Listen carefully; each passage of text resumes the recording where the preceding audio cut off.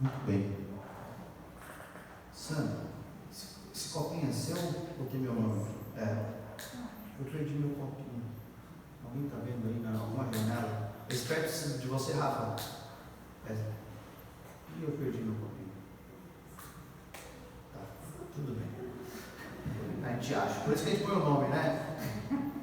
A gente usa essa tática junto com os juniores para a gente gastar menos copo, ajudar o meio ambiente, ter uma conscientização. Tem uns ali pode ser os daquilo ali, Sandra. Vê se é, por favor. Show. Queridos, nós voltamos depois de um intervalo bom, quase um mês aí, sobre a nossa série de pregação em José, essa exposição no livro de José. E hoje nós vamos continuar de onde a gente parou e nós vamos ver a bênção que Jacó dá aos filhos de Bila e de Zilpa. Não sei se você está acostumado com esses nomes, mas são duas ali das esposas de Jacó. Obrigado.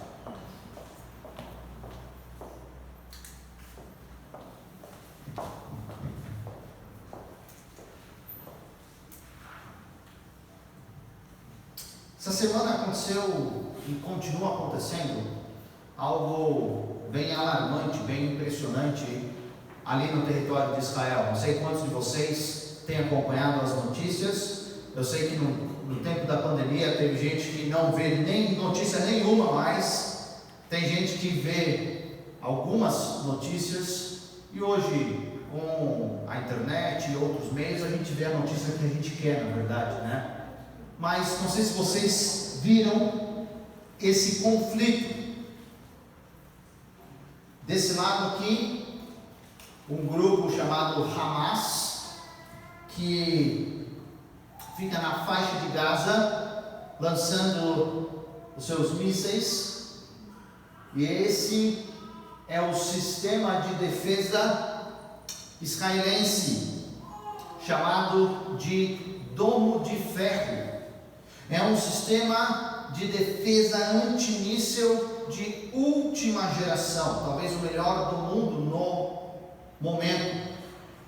E tinha alguns infográficos de onde eu peguei essa imagem, dizendo como funciona a detecção, temos de radares e outras coisas mais, com um percentual extremamente alto para questões bélicas, que é 90% de chance de interceptar no ar qualquer míssil inimigo. Se fosse o caso, alguém tentaria jogar o míssil no Brasil ou na nossa cidade, em Guaxupé, e esse sistema ele contra-ataca e joga um outro míssil e ele explode no ar, não chegando até o ponto onde deveria chegar. Mas sabe o que me chamou mais atenção? Eu gosto muito de geografia e uma das matérias que a gente tem, que é importante, o pessoal às vezes não leva tão a sério, é geografia bíblica. Esse local de onde os mísseis estão saindo é conhecido como faixa de Gaza. Tem tudo a ver com o que a gente vai estudar hoje. Porque esse território, essa parte, ela foi dada para um dos filhos, uma das tribos ali de Israel, um dos filhos de Jacó. Mas sabe o que aconteceu? Eles falharam em conquistar essa parte da terra. E estamos nós aqui, pela contagem judaica, 5.700 anos depois, sofrendo as consequências de algo que Deus tinha falado para eles fazerem. Tem tudo a ver com o que a gente vai falar aqui. Nós estamos vendo essa terceira fase da vida de José. essa fase desde os seus 30 anos, desde quando ele assume como o vice-governador do Egito, até a tua morte, e até a morte de José. E o grande símbolo é o símbolo do faraó, porque no Egito, naquela época, só o faraó acima de José. E mesmo as questões triviais do palácio, da casa, quem decidia era José. Talvez ele tinha mais conhecimento, ele sabia mais o andamento da nação, do país, do que o próprio faraó. Mas em termos de poder, ele era o número 2. Nós vemos aí o capítulo 49, onde nós estamos, onde Jacó vai abençoar os seus filhos. Como? Interessante que o nome comum desse capítulo é essa bênção de Jacó, mas onde ela é de fato usada, ou seja, esse termo de fato é usado é somente para um dos filhos, para José, nos versículos 25 e 26. Mas é interessante também que todo esse relato aqui acontece de uma maneira de anunciar tudo aquilo que viria. O versículo 1 do capítulo 49 fala isso: mas digo que lhes acontecerá nos dias que virão. Essas palavras de Jacó, do vovô Jacó, bem idoso, já senil, se não me falha a memória, aos seus 147 anos já, são uma revelação da conduta e do caráter de cada um dos filhos e cada uma das tribos que eles formariam depois na conquista da terra prometida. E algo que fica claro é que nós, assim como os filhos de Jacó, sempre colhemos aquilo que nós semeamos. Aqueles tempos difíceis do Egito, onde viraram escravos, foram trocados um tempo depois, e nós sabemos a história com Moisés, onde eles entraram na terra prometida, com cada tribo tendo o seu lugar. E hoje eu vou mostrar os mapas para vocês verem onde cada um. Isso foi muito importante, porque era uma promessa feita a Abraão, a Isaac, a Jacó e aos seus descendentes. Mas essa bela revelação que nós temos aí, nós temos um Deus extremamente bondoso, que vai cuidando de cada detalhe ali dos patriarcas, que cuida dos seus servos até o final. Esse é o nosso Deus, que não nos desampara nem no final das nossas vidas. Ele está e estará conosco até os nossos últimos momentos. Algumas expressões chamam a atenção nesse capítulo. Fala aí no versículo 10, aquele a quem ele pertence. Versículo 18 usa a palavra libertação, Yeshua. Versículo 24 ele usa poderoso, pastor, rocha. E no versículo 25, ele usa todo-poderoso. Todas essas menções apontam, direcionam claramente ao nosso Senhor Jesus Cristo. Essas bênçãos que, como nós vemos no início do culto, são imateriais, são nas regiões celestes, aqui, de uma maneira muito clara, estavam apontando já para todas essas bênçãos que eu e você, todos aqueles ao nosso redor que entregarem, confessarem com a sua boca e crerem no coração, está disponível. Toda essa bênção está disponível a eles. Então peço que você abra em Gênesis 49, do versículo 16 ao versículo 21.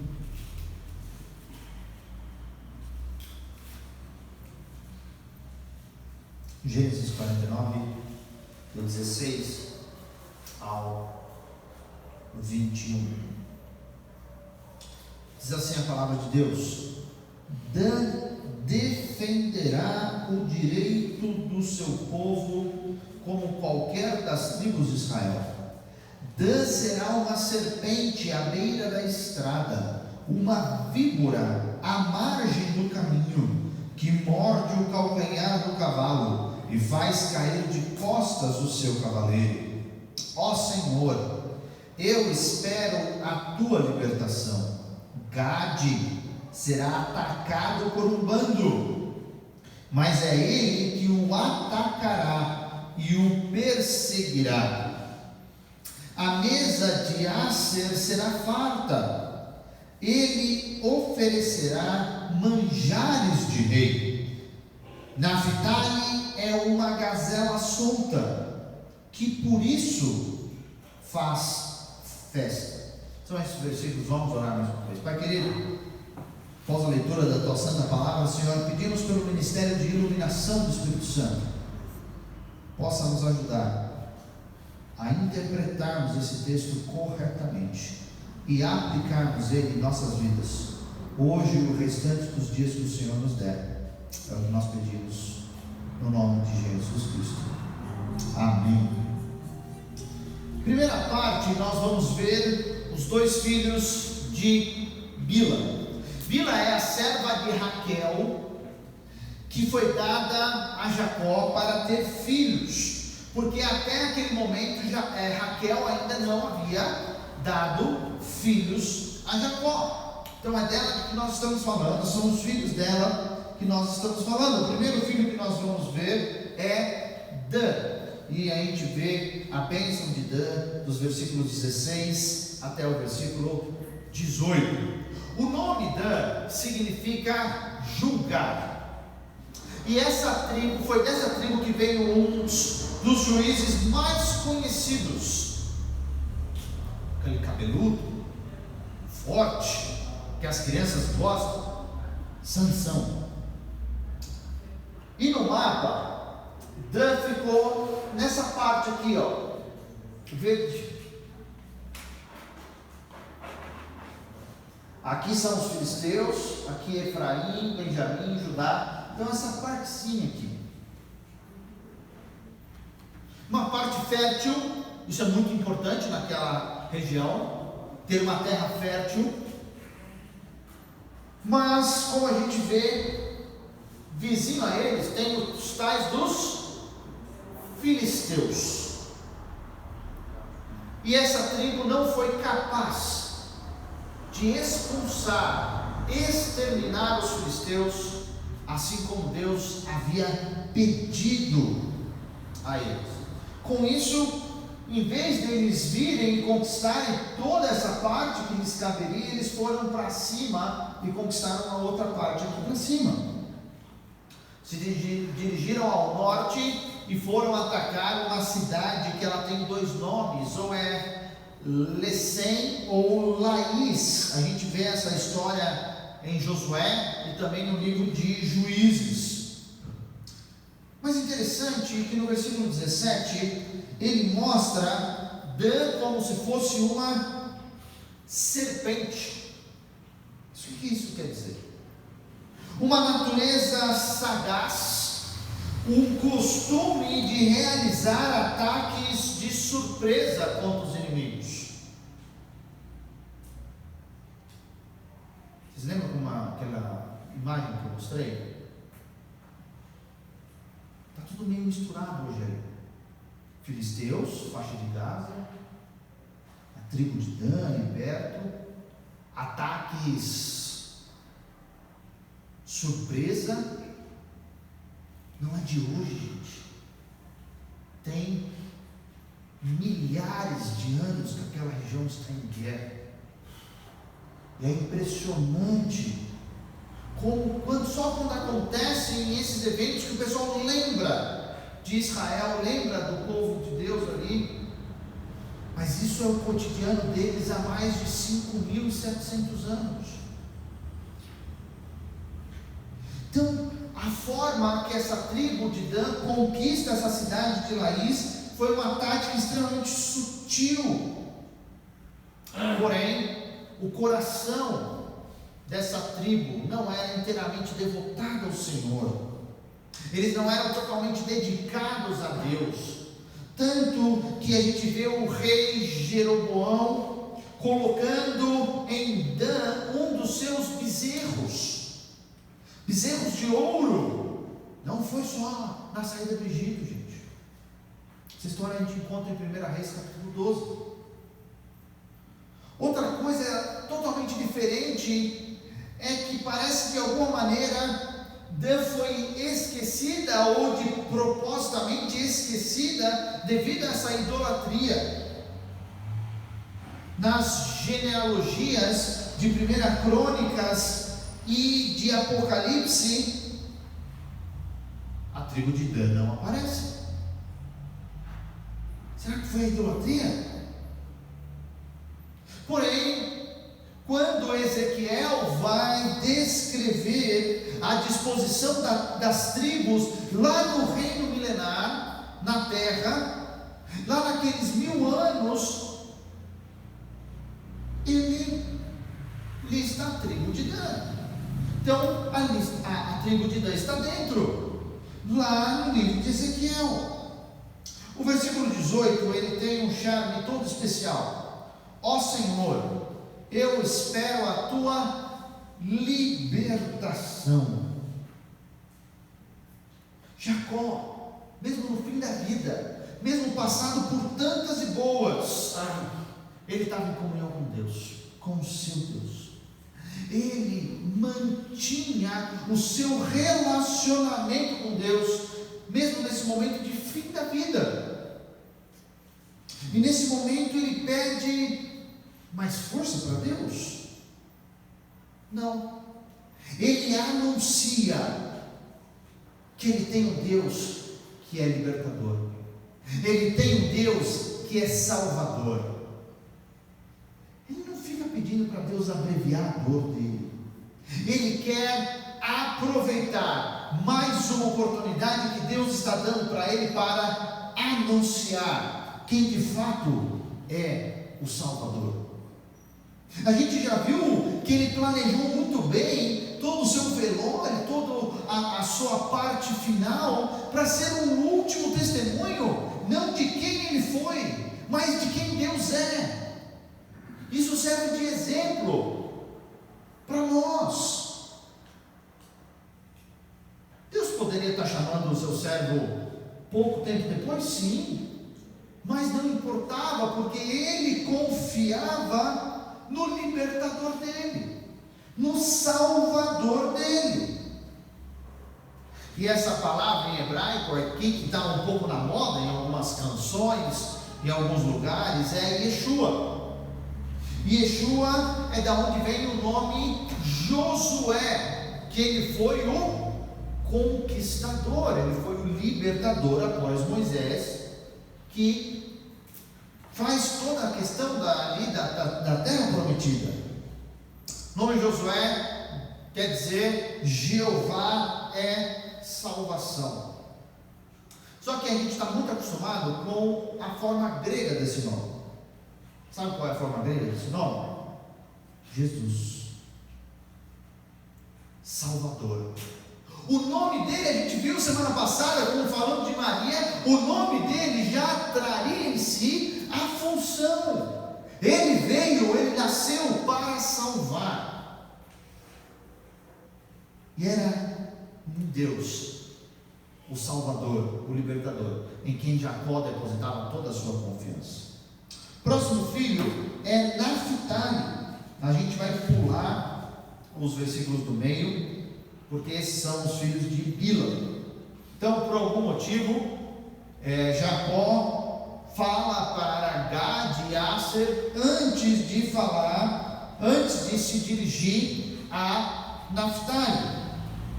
Onde que ficava essa tribo? Aqui em cima, no norte, perto do mar da Galileia, junto ali com Zebulon, que é esse roxo, e Issacar. Esses três aí eles faziam a parte ali que era conhecida como Galileia dos gentios, que não acontecia nada de importante por lá. Interior, o pessoal usava roupa fora de moda, sabe? Mas foi o lugar escolhido por Deus para nascer um Salvador, a Galileia dos gentios, onde Jesus ministra, onde Jesus aprende o ofício ali do seu Pai, onde os primeiros milagres acontecem ali naquela região. Tanto Zebulon como Naftali são distintos pela braveza, pela bravura em batalhas, em lutas. No versículo 21 também traz uma figura que para nós não é comum. Fala que Naftali é uma gazela solta. Pensa num antílope. É esse tipo de animal, um animal forte, um animal que corre. Normalmente ele tem chifres bem pontudos. Um antílope muito bem formado, muito mais comum talvez no nosso imaginário para a África, mas a gente sabe que ali era muito próximo, um bicho forte. E essa sugestão é que eles têm um espírito livre, que pode ir em várias direções, que eles não são presos pelas tradições só porque sempre foi assim. E na tribo de Naftali ficava numa região montanhosa, e Moisés, em Deuteronômio, fala o seguinte da tribo, que eles têm fartura do favor do Senhor. Tem bastante coisa lá. Eles foram de fato um local abençoado por Deus. A parte final do versículo 21 a gente não entende muito bem, né? Que é um povo que faz festa, são os festeiros de Israel.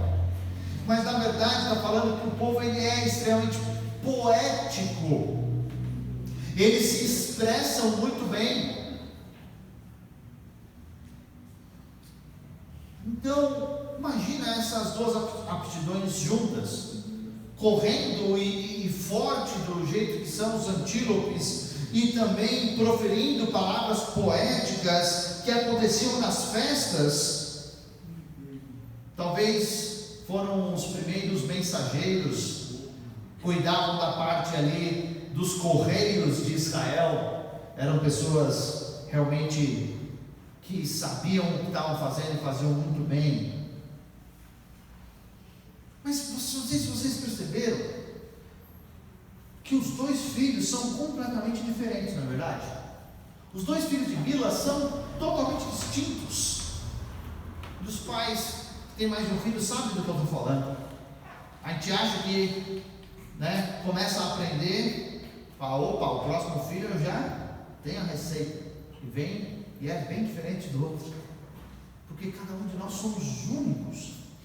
Dan se afasta da fé, se afasta do Deus verdadeiro, confia em ídolos. E Naftali não tem nem um contra, falando que ele tem uma conduta errada. Ele não tem nada do que ser acusado. A ideia, usando a ideia do Novo Testamento, é não ter nenhum fio solto capaz de desenrolar o problema. Não tem nenhum tipo de acusação feita contra essa tribo. Esses são os dois filhos de Bila.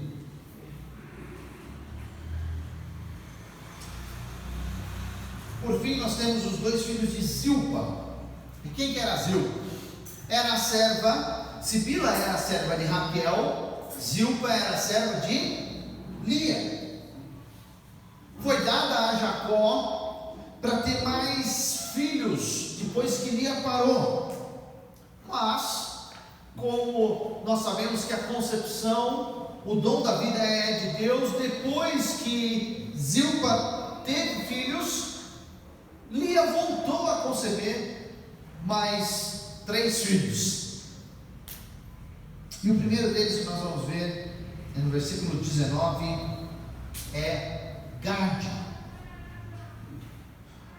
O nome dele talvez provenha do seu nascimento, que a gente vê em Gênesis capítulo 30, sobre uma grande sorte. Porém, todos os indicativos literários aqui vão para a direção sobre ser uma tropa, um bando, um exército, onde ficava Gade, do lado direito do Jordão, esse verdinho aqui, entre as tribos de Rubem e Manassés, a parte aqui oriental de Manassés. Aí era onde ficava Gade, ficava do lado de lá do Jordão.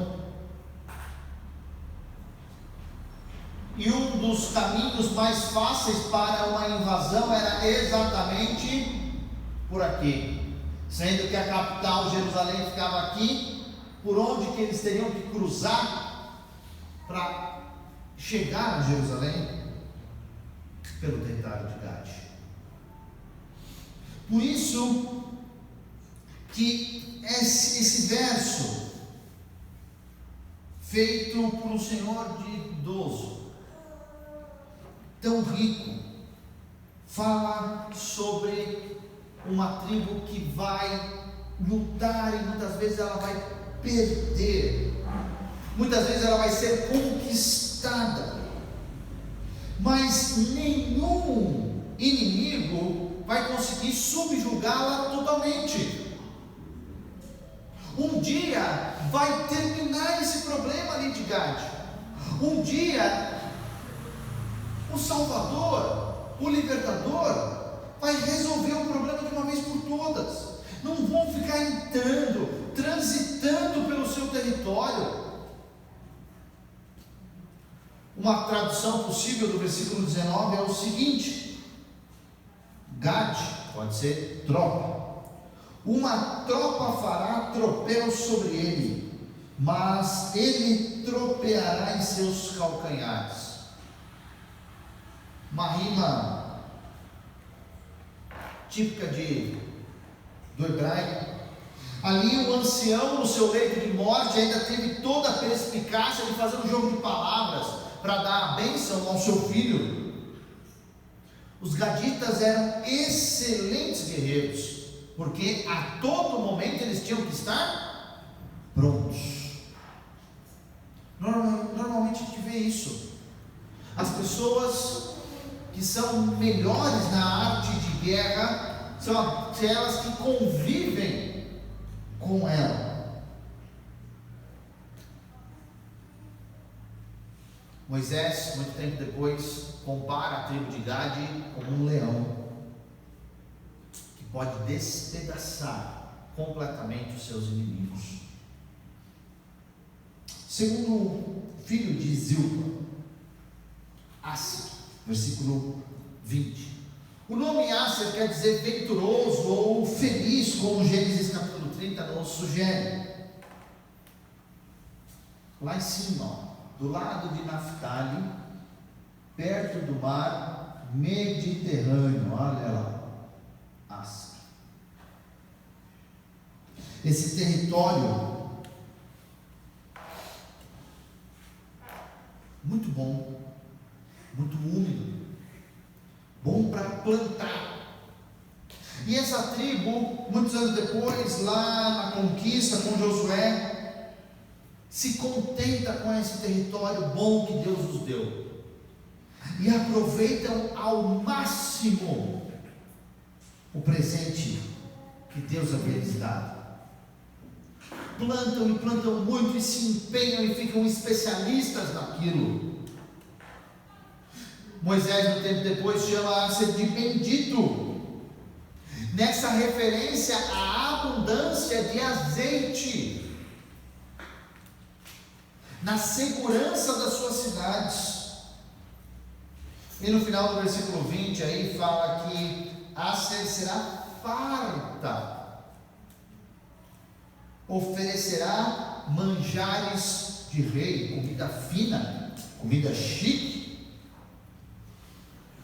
porque essa comida produzida com iguaria era uma consequência de uma fartura do que aquela tribo tinha ali ao seu redor. Muito bem, nós vimos já um tempo atrás as bênçãos para os filhos de Lia. Hoje nós vimos as bênçãos para os filhos de Bila e de Zilpa. Está faltando quem? Os filhos de Raquel. Se Deus nos permitir, nós veremos semana que vem. Algumas coisas para a gente pensar juntos, para a gente levar esse texto para a nossa vida.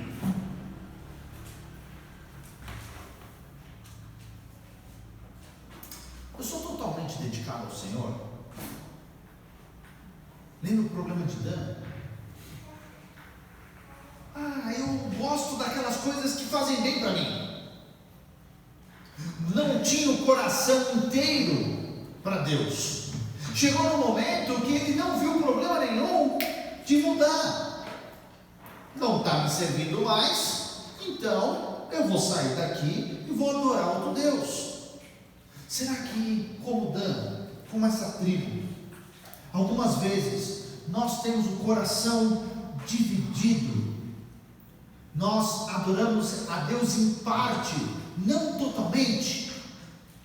Não nos entregamos, não entregamos todas as partes da nossa vida a Deus. Não, só o domingo tá bom. O resto eu decido. Eu sei o que é melhor. Queridos, não sejamos igual a tribo de Dan, dedicado mais ou menos a Deus. Segunda pergunta: eu vivo em comunhão com Deus? E aí a gente lembra de Jacó. Mesmo no fim da vida, mesmo no momento onde estava já caminhando no seu leito de morte, ele está em plena comunhão com seu Deus. Ou será que eu me aproximo de Deus só quando eu preciso?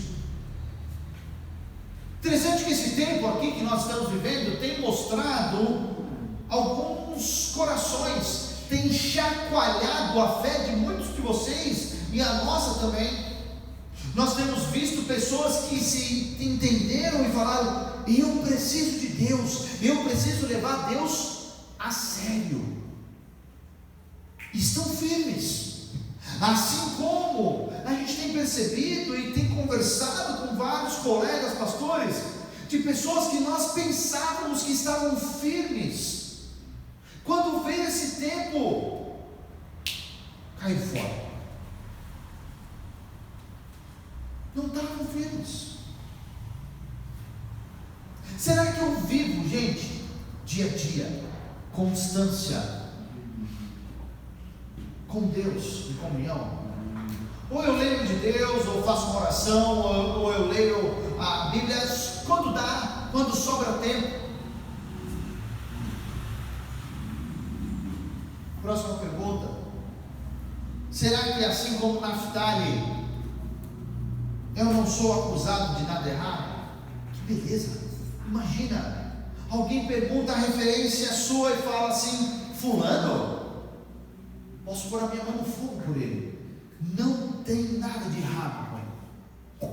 Gente, imagina, que delícia ouvir isso um dos outros aqui, na sociedade, no nosso trabalho, nas escolas. Não, ciclana, tranquilo, não tem nada que desabone ela.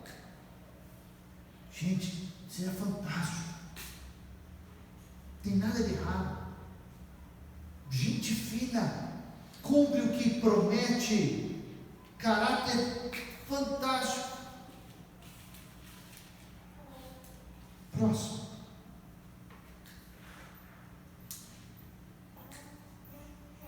Será que eu e você podemos confiar na promessa feita a Gade, que um dia todos os inimigos seriam subjugados? Será que nós entendemos que Jesus Cristo na cruz subjugou todos os inimigos? O último inimigo era a morte, e Ele venceu. Nós estamos do lado vencedor, mas parece que a gente vive cabisbaixo, a gente vive como se fosse derrotado na vida. Quando alguém vem perguntar, e aí, tudo bem? Não, está bem, foi horrível. Gente, será que nós vamos viver a nossa vida igual Gade? Claro, preparado para a luta, os melhores guerreiros, mas sabendo que no final a batalha já está ganha. Ou a gente vai viver como derrotado? Não está bom não. Quando o pessoal responde assim, nem dá vontade de continuar a ouvir, né? Que a gente seja igual Gade, entendendo que esses inimigos, essas dificuldades passageiras, não são nada comparados ao que Deus já fez por nós, subjugando todos os nossos inimigos. E por fim, eu contento-me e aproveito o que Deus me dá, igual Lázaro. Pegou a terra, falou: ok, vou fazer o melhor com o que Deus me deu. Não é um dia eu vou fazer, e puxa vida, a terra do outro é muito melhor do que a minha, e fica lamentando, e não faz nada. Não. Será que eu estou feliz com o que eu já tenho? E eu vou aproveitar, cuidar bem, colher os frutos do meu trabalho sério, do meu empenho, me deleitar naquilo que eu faço bem. Só que a gente não fica nem agradecido pelo aquilo que Deus já nos deu, e às vezes a gente esquece de aproveitar. Trabalha uma vida inteira para ter uma moto, aí quando compra, não quer tirar ela da garagem. Trabalha uma vida inteira para ter uma determinada coisa, quando consegue, não mexe, não. Gente, será que a gente não está invertendo prioridades muitas vezes? E a gente esquece que uma das funções, das questões que Deus quer é que a gente aproveite aquilo que Ele tem nos dado para cuidar, porque no final, nada é nosso. Parece aquele rapaz da parábola dos talentos, que ele pegou, puxa vida, eu só ganhei um, eu vou enterrar. Em vez de sair, de negociar, de tentar, igual os outros dois fizeram, não, eu vou guardar. Gente, será que não podemos ser melhores, igual o Lázaro, se contentando com aquilo que Deus nos dá e aproveitando? Hoje nós vimos aí então que Jacó abençoou os dois filhos de Bila e os dois filhos de Zil. Vamos orar. Pai querido, Senhor, como a Tua palavra é rica, como ela nos alimenta, é alimento bom, ela não nos leva ao erro. Senhor, te agradecemos porque nessas bênçãos proferidas por Jacó, nós podemos aprender tanto.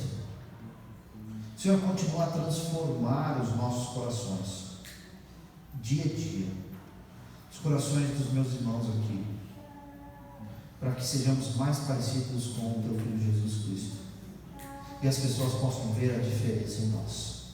Oramos assim no nome de Jesus. Amém.